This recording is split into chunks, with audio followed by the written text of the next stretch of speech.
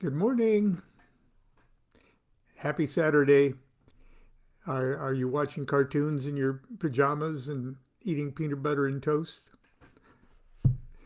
Anyway, welcome back. And I am going to start a new book today. And probably many of you have guessed already that it's going to be uh, my newest book that's been published. Allow me to introduce An Insider's Guide to the Occult. Now, I hope enough of you, or many of you, got the message a little earlier today. Uh, my good friend and author, Brandy Williams, uh, wrote the preface to this, uh, or the foreword to this book, and I imposed upon her to read her own introduction on right here on Facebook too, and I posted it and shared it with you on my site. And if you haven't watched her short little clip of her introduction, I really would like you to do that uh, sometime today. Just scroll down on my page and you'll see it. Now I ask for advice as to what books you'd like me to read first, and allow me to introduce was among the ones that were requested, but also I got a many great deal of requests for my novel, which is something that Jim Brakowski and I threw together from a screenplay. It's a long story, but anyway, it's a fun book, and but it's a novel, and I thought very seriously about doing this, but the hardcover now has been so long out of print that it's very expensive for you to find or buy a cover, and the Kindle is. Is available, and I wanted to get a feel if enough of you uh, wanted to have me read something that you could only get on Kindle, even though the Kindle Prime is absolutely free. But anyway, that's my little introduction to my book of introductions, introduced by by my friend Brandy Williams. But anyway, so I'm going to actually start now, if you don't mind, to read Allow Me to Introduce, and I hope you'll be with me every morning, or every morning you can, as I read through this. Here's my preface. I'm a very lucky man. I've endured 72 years in relatively good health. I've always managed to reside with my family in a part of the universe that is warm, sunny, and relatively safe. I'm blessed to be married to a beautiful saint of a wife and father to a brilliant doctor of a son. Month after month, year after year, I somehow scrape up the rent and put the food on the table. The DuQuettes live modestly. We've never owned a house, never owned a new car or a credit card. Considering the fact that I'm a bit of a bum, that I possess little ambition, and never made any long-term plans in life or set any life goals, I'm as happy as any human being deserves to be. In 1950, I was lucky when that pain in my hip was Perthes' bone disease and not polio. In 1955, I was lucky to catch the first cultural wave of dawning rock and roll and television. In 1960, I was lucky to be given a guitar. In 1965, I was lucky to become socially awakened and impelled to involve myself in the peace and civil rights and social justice movements. In 1966, I was lucky to be introduced to LSD and the subtle wisdom of the I Ching and the Tao and the teachings of Lao Tzu and Buddha, Yogananda, Yogi Ramacharaka, Ramakrishna, Vivekananda, Alan Watts, and Timothy Leary. In 1967, I was lucky to become so prophetically inspired while on LSD that I telephoned Constance in Nebraska and proposed marriage. I was profoundly lucky she said yes, though she says the jury's still out whether or not she was lucky. In 1969, I was lucky to sign an artist-songwriter recording contract with Epic Records. In 1971, I was lucky when I accidentally enrolled in the Lee Strasberg Theater and Film Institute. And there's a footnote that says how I actually did, never intending to become part of that institute, accidentally joined. In 1972, I was lucky to be amused and fascinated by the writings of Aleister Crowley. In 1975, I was lucky to meet and be initiated by the aging disciples of Aleister Crowley's magical orders and formally began my magic study and practice of Western ceremonial magic. In 1988, I received a phone call from one of my favorite contemporary authors, Christopher S. Hyatt, Ph.D. A year or so earlier, I had initiated him into our local lodge of Ordo Templi Orientis in Newport Beach. He asked if I would care to contribute a chapter to his new book on Western Tantra. I'd never thought about writing anything professionally, but it felt like something I might enjoy, so I said sure. I borrowed a friend's word processor and wrote up a few words that I felt would be appropriate. In 1990, Dr. Hyatt called again and asked if I'd be interested in co-authoring a book with him about the magical and Kabbalistic aspects of tarot, vis-a-vis his Jungian theories on the subject. I told him I was completely unqualified and to comment authoritatively and suggested he try someone else. When he asked who, I was hard-pressed to come up with the name of a living authority. It dawned on me in the years that I had been blissfully studying and practicing this stuff, most of my personal mentors had died. I said, sure. And for the next 2 years, Dr. Hyatt and I would write 4 books together. And I would contribute to a handful of other books released by the same publisher. Since then, and for the last quarter century, I've enjoyed wonderful relationships with other fine publishers and have written a number of books on magic, tarot, Kabbalah, Freemasonry, indeed, whatever subjects I might care to write about. Over the years, it's been my good fortune to make the acquaintance of some of the most talented and most important esoteric writers of my generation, some of whom, from time to time, have graciously invited me to contribute introductions or forewords to their books. For me, this is a great honor and a privilege. I take these opportunities very seriously because they oblige me to do my best to cut to the chase and distill my thoughts on any particular subject and do it as succinctly as possible.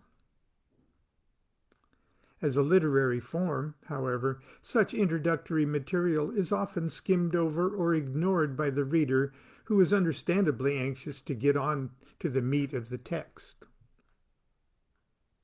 I was sad to think that these short writings would likely remain the most overlooked of all my works. So I especially want to thank the various authors and publishers of the works represented here for allowing me to share them once again. As the various works span a broad range of magical subjects and decades of my own evolving understanding and opinions, I have grouped the essays together in the broadest subject categories, fully expecting the reader not to feel obliged to read the essays in strict order, but to jump around as interest and spirit moves. I'm leaving it to the reader's wise use of the contents page to navigate his or her way around. Now I'm going to check my, yes, I think we've got some time here. Part 1. Teachers, Heroes, and Mentors. It isn't often life presents us with the opportunities to properly express our gratitude and admiration to those individuals, teachers, heroes, and mentors who, for one reason or another, have been directly responsible for shaping the quality of our character or the course of our life's trajectory. I can say without hesitation that Aleister Crowley, who died a few months before I was born, and Israel Regardie, who I had the pleasure of meeting and corresponding with, top my list of teachers, heroes, and mentors. I consider it an example of true magical kismet that my life circumstances have conspired to allow me to write about some of the very same works that inspired me in my youth. Works that launched me on my 50-year magical adventures, or adventures in magic, writing, and teaching. I feel that it is profoundly appropriate that I begin this anthology of literary appetizers with my introductory words to several of the books that first introduced me to magic in general and the works of Aleister Crowley in particular. And so my first offering is my introduction to Regardie's The Tree of Life, a study in magic.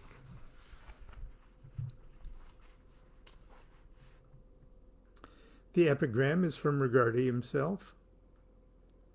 But it is only man himself who may tauten the string of the bow. My life is magic. Ultimately, the same can be said of everyone's life, for magic, in the truest sense of the word, is the mechanism of consciousness, and consciousness is the nature of existence itself. Such vaporous musings, however profound and accurate, is a rather obscure way to open a discussion on the theories and practices of modern occultism, and not at all what someone is expecting to hear when you ask, "What is magic?" Since the early 70s, when I was first exposed to it as a spiritual art form, magic in its many varieties has been my passion. This passion soon developed into practice, and mastering the practice continues to be for me an ongoing adventure in self-transformation and self-realization. Magic is my way. Gradually over the years, I've been able to share my observations and commentaries on magical subjects in published platforms. And very late in life, these projects have earned for me a modest literary career. Frequently, in my capacity as a practitioner and commentator on the subject of magic, I've had the opportunity to travel and discuss my books and hold workshops. Obviously, I'm not a shy person, and on long flights, I enjoy talking to people seated next to me on the plane and learning about their lives. They, in turn, inquire about me and what I do, and I'm always happy to attempt. I write, and I'm flying to wherever to lecture about one of my books. Oh, really? What kind of books do you write? This is when I agonize as how best to respond. I try to be as truthful as possible, but people can be superstitious and fearful, and not everyone will be enriched by exposure to things that disturb them for one reason or another. Why spoil the few hours we have together? Perhaps it's best to change the subject to pleasant things in life we have in common, like movies or food or bragging about how well our children or grandchildren are doing. But I almost always take the bait and end up saying something like, my newest book is about magic and tarot cards and the Hebrew Kabbalah. Dead silence. Blank stare. Or if I'm lucky, they change the subject. If I'm not lucky, they become actually interested and ask, magic, ooh, that sounds interesting. Tell me about magic. It's a well-known fact of esoteric life that there is no such thing as Magic 101. Even on a 14-hour flight to Beijing, it's impossible to properly introduce anyone to magic. But do I ever learn? No. After explaining that magic with a K is not pulling a rabbit out of a hat or sawing a woman in two, I try to start at the beginning. Well, do you know about the Sumerians, I might ask? They were big before the Egyptians. Let's see. And they could turn pages. Very strange folks, the Sumerians. Well, they saw that everything in life as a hierarchy of natural forces that they identified metaphorically as gods, angels, and demons, which they attempted to influence and control. They organized this unseen population in anal, retentive detail according to their understanding of elements, planetary spheres, zodiac signs, blah, blah, blah, blah, blah, blah, blah. You've probably heard about the Egyptian Book of the Dead, right? Well, that was really cool. Sort of a state-of-the-art how-to manual that taught how to actually manipulate frequencies of consciousness as we pass through phases of the death coma. Blah, blah, blah, blah, blah, blah, blah, blah. The Greeks figured out that existence, time, space, and everything are merely aspects of consciousness. Blah, blah, blah, blah, blah, blah. Then a bunch of very smart Jewish guys called Kabbalists loved what the Greeks were doing with numbers and started playing with consciousness in breathtakingly elegant mathematical terms and organized infinite amounts of abstract information in perpetually replicating fractals of alphanumeric patterns that, when observed, would explain everything if we just looked hard enough at anything. Blah, blah, blah, blah, blah, blah. Christian mystics and Christian mystics and ecstatic Islamic saints even eventually observed that love, yes, love, is the true nature of reality, and that love can be focused in an actual as an actual objective living force as tangible as gravity. And if we get really good at falling in love, we can trigger within ourselves the big cosmic awakening that Christ and all the saints and holy people have been talking about for thousands of years. Blah, blah, blah, blah, blah, blah. Abramelin the Mage tried to explain it all by revealing that each of us is possessed with a personal God that he called the Holy Guardian Angel, which is really the embodiment of the love force, blah, blah, blah, blah, blah, blah. Alchemy, blah, blah, blah, blah, blah, blah. Have you heard of the Rosicrucians? Well, they were like alchemists, but with an agenda. Nobody knows who they really were or even if they really existed, but I guess it doesn't matter because they wrapped up some of the coolest ideas of Greek Hermeticism along with mystic Christianity, and by doing so accidentally triggered the Protestant Reformation. Blah, blah, blah, blah, blah, blah. Freemasonry loved all this Kabbalistic, alchemical, and Hermetic stuff because it could be rationally and intellectually approached. So they tried to wake up everybody by asking smart folks to look at everything in life, including politics, from a logical and scientific point of view. Soon everyone was realizing how silly and superstitious it was for people to believe that kings and queens were any better than they were, and that it was stupid that nations kept having wars with each other.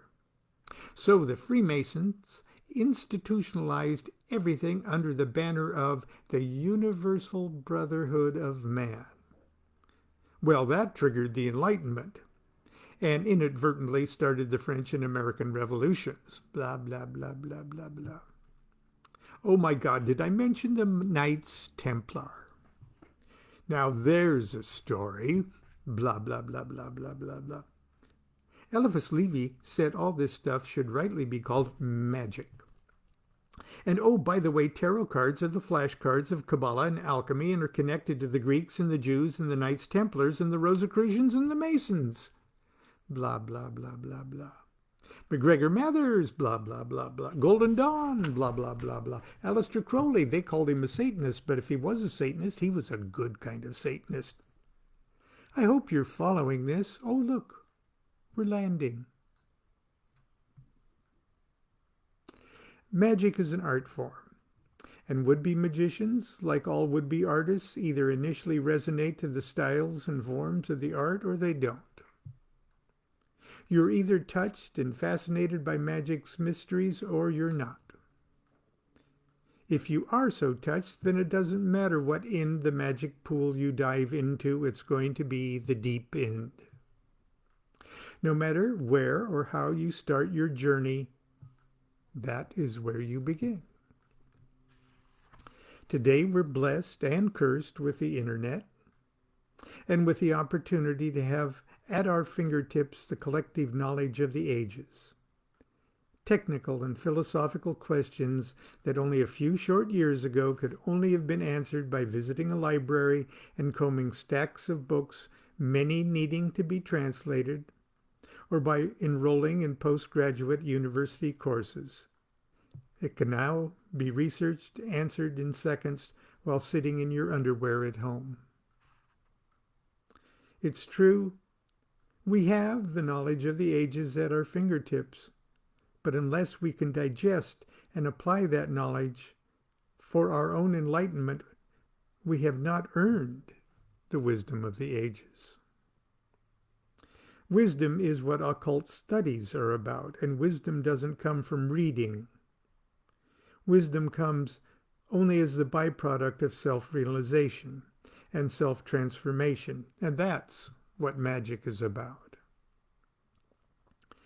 The occult revival of the late 19th century was a watershed for all who resonate with the art of magic.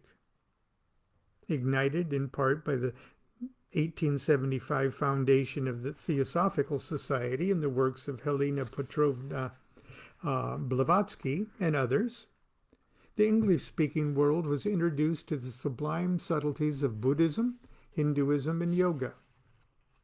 Health movements and metaphysical new thought mutations of Christianity gave progressive adherents permission to think outside the orthodox box. German, French, Russian, and English Rosicrucian societies scoured ancient libraries for medieval grimoires, alchemical and Kabbalistic texts, and fragments of magical and Hermetic manuscripts written in Greek and Hebrew and Latin. In 1888, the Hermetic Order of the Golden Dawn was formed, and primarily through the efforts of its visionary chief adept Samuel MacGregor Mathers, ingeniously churned the cream of 2,000 years of esoteric systems and practices into a rich magic butter, a Masonic-style, degree-structured initiatory society, breathtakingly Egyptian in motif and patently Kabbalistic in structure.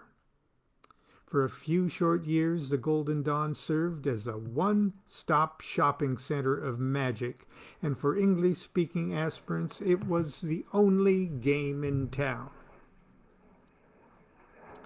Unfortunately, it was a secret game.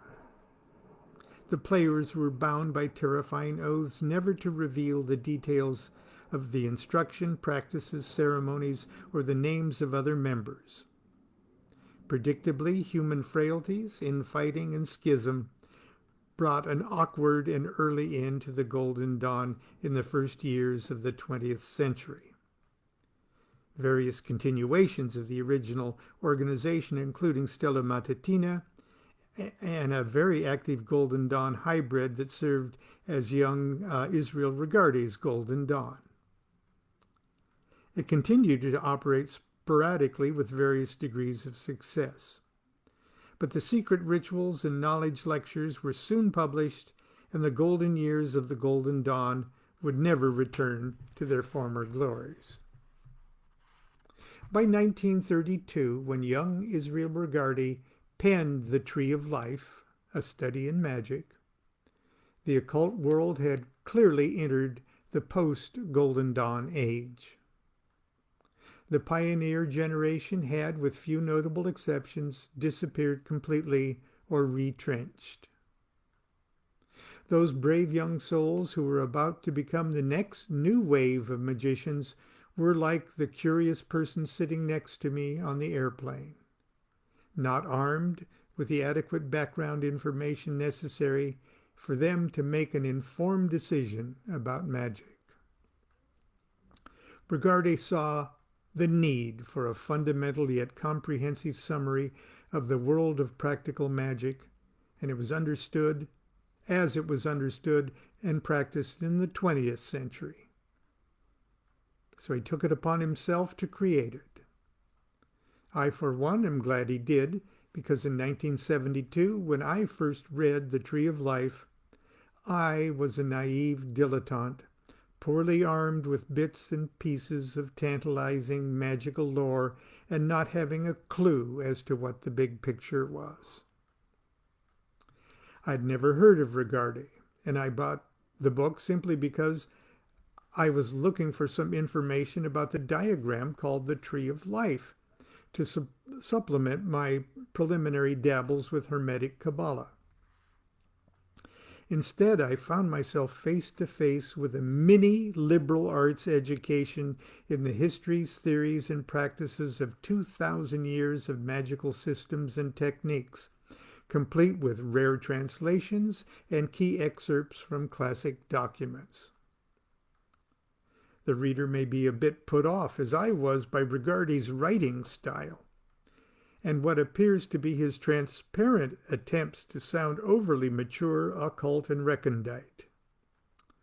Sometimes he just sounds like he's trying to impress us with his brilliant vocabulary. My suspicions were confirmed that this was his intention. At our first meeting in 1976, I happened to mention how hard it was for me to wade through parts of the Tree of Life, and he laughed and rolled his eyes and confessed, "Oh, dear God, I was a boy, and I wished to prove I was every bit as loquacious as Old Crow." That's a nickname for Crowley. Overly loquacious or not, the Tree of Life stands as a founding document of modern magic that will continue to open doors to magic for generations to follow. And that's the end of my foreword to the Tree of Life. I hope you enjoyed. Tomorrow probably won't be as long as today's, but today we sort of had to launch our ship. Again, the book is Allow Me to Introduce. It's published by Wiser Books, and it, of course, is available everywhere. So if you wish to get it, I wouldn't argue. Until tomorrow, once again, thank you, Brandy Williams, for your wonderful and very flattering introduction. And I hope everyone who watched this will scroll down the page and also read or ever listen to Brandy read her own introduction. Thanks a lot, and we'll see you tomorrow.